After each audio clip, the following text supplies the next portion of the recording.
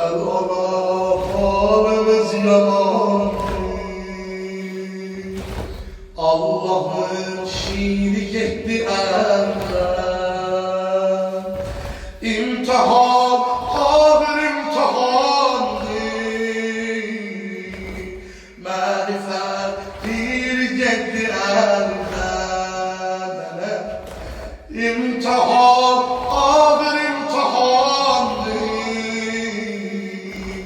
Marifet bir gitti elden. Samadan ses gelip bugün öldü Ali.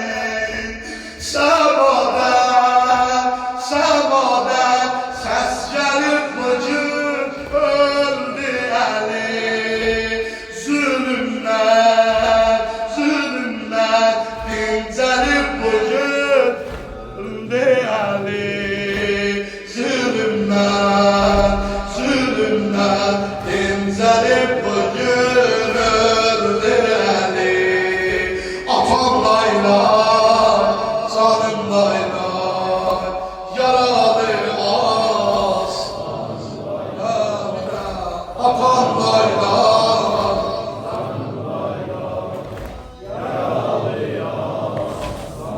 bir de sana bir bakalım mı?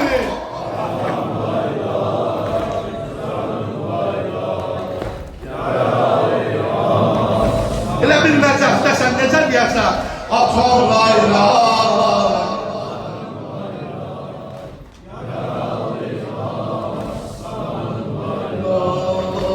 Yaslıdır hanedan-ı Heydər.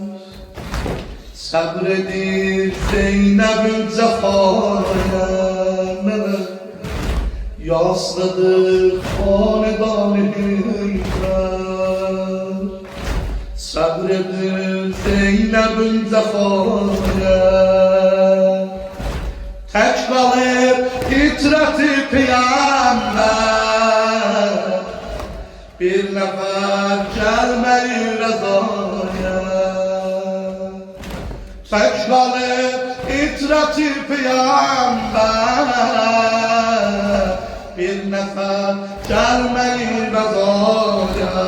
Gəl ana